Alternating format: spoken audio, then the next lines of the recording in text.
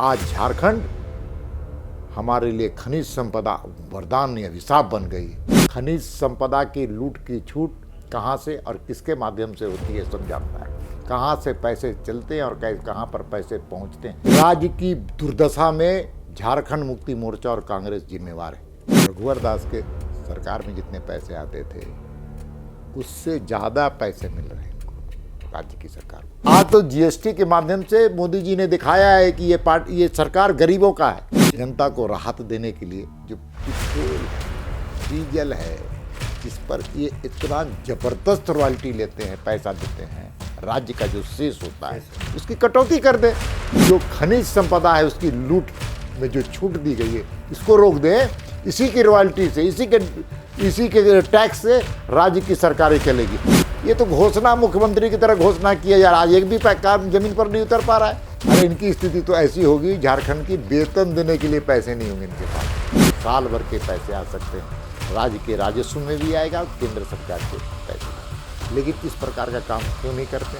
क्योंकि जिस तरीके से जीएसटी में कटौती की गई है उसके बाद से तमाम जो घरेलू चीज़ें हैं और जो रोज़मर्रा की चीज़ें हैं और जो एक मिडिल क्लास की जो दिक्कत थी महंगाई की, उससे निजात दिलाती हुई ऐसा ये कहा जा रहा है कि इससे महंगाई से निजात मिलेगी। लेकिन उसी के साथ झारखंड सरकार से ये भी कहा जा रहा है, झारखंड सरकार की तरफ से, कि ये जो जीएसटी को केंद्र सरकार ने कम किया है इससे झारखंड में 2000 करोड़ का नुकसान हो रहा है झारखंड के राजस्व में।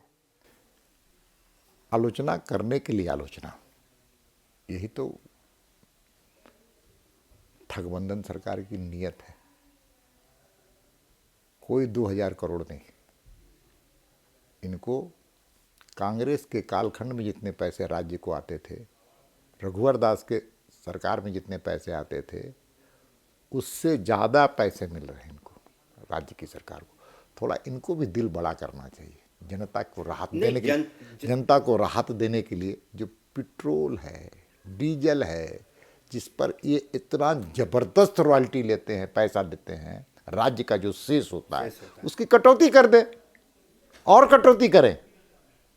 अगर इनका दिल बड़ा है तो ये काम करे। लोग आज तो जीएसटी के माध्यम से मोदी जी ने दिखाया है कि ये सरकार गरीबों का है, मध्यम वर्ग का है।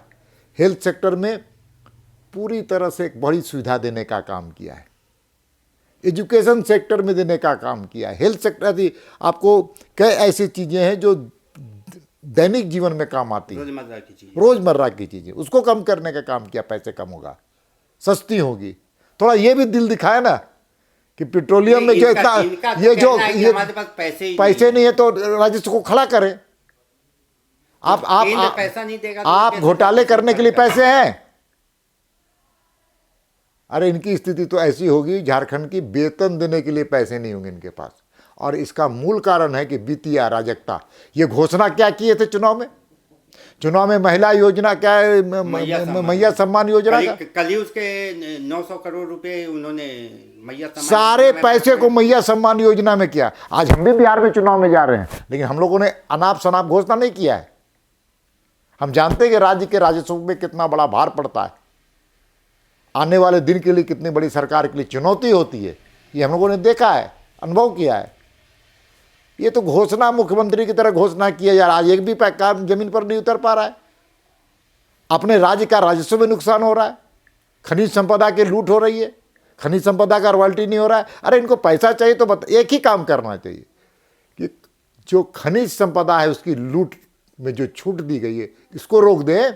इसी की रॉयल्टी से, इसी के टैक्स से राज्य की सरकारें चलेगी। लेकिन आपको जान करके आश्चर्य होगा कि आज झारखंड हमारे लिए खनिज संपदा वरदान या अभिशाप बन गई है।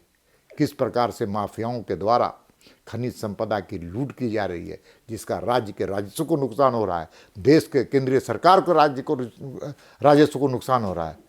और किसके पैसे जा रहे हैं वहाँ पर? 2 नंबर के पैसे किसके पास जा रहे हैं? हमारे पास जा रहे हैं क्या? पैसे आ रहे हैं सत्ताधारी दल के पास। तो यहाँ पर मैं आपको रोकना चाहूँगा। तो जिस तरीके से आप कह रहे हैं कि यहाँ की खनिज संपदा की लूट अगर ये रोक देते हैं तो राजस्व चल जाएगा, लेकिन जब विधानसभा में हमने देखा कि मुख्यमंत्री अपने 40 मिनट के भाषण में 30 मिनट से लेकर 35 मिनट तक दिल्ली की बातों को ही दोहराते रहे, झारखंड के मुद्दों को तो उन्होंने उठाया नहीं, और दिल्ली की बातों को सबसे ज़्यादा उन्होंने ये कहा कि पीएमओ जो है वो यहाँ के खनिजों पे 24 घंटे निगरानी रखता है, अगर एक दिन भी लेट हो गया तो अधिकारियों को लताड़ लगती है। तो जिस तरीके से पीएमओ यहाँ के खनिजों पे इतना नज़र रखे हुए है, तो उस सिचुएशन में राज्य सरकार कुछ कर ही नहीं पाती है। क्या मुख्यमंत्री बोले उनको पता नहीं, वो जाने, लेकिन इतना जरूर है उनको स्वीकार करना चाहिए कि राज्य की दुर्दशा में झारखंड मुक्ति मोर्चा और कांग्रेस जिम्मेवार है।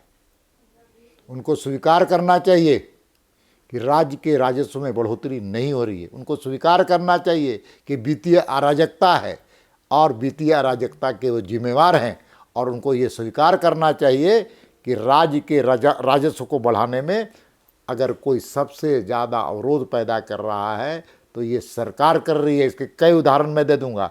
खनिज संपदा की लूट की छूट कहाँ से और किसके माध्यम से होती है सब जानता है, कहाँ से पैसे चलते हैं और कहाँ पर पैसे पहुँचते हैं। 1 रुपया में किसके किसके कितने हिस्सेदारी है ये झारखंड की जनता जानती है।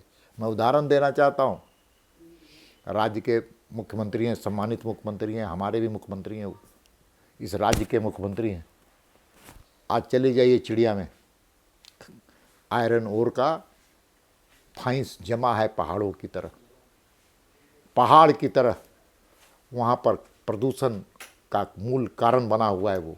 वहाँ के जीवन की स्थिति बदतर हो चुकी है। खेत और खलिहान में वो पॉल्यूशन का पानी चला जाता है, और उसको केवल वैल्यू एडेड बना देना तो राज्य के राजस्व में मैया योजना में 6 महीने के पैसे आ सकते हैं, साल भर के पैसे आ सकते हैं। राज्य के राजस्व में भी आएगा, केंद्र सरकार के पैसे जाएंगे। लेकिन इस प्रकार का काम क्यों नहीं करते? क्योंकि उसमें उसके आगे बोल भी उसमें गड़बड़ है, घोटाले हैं।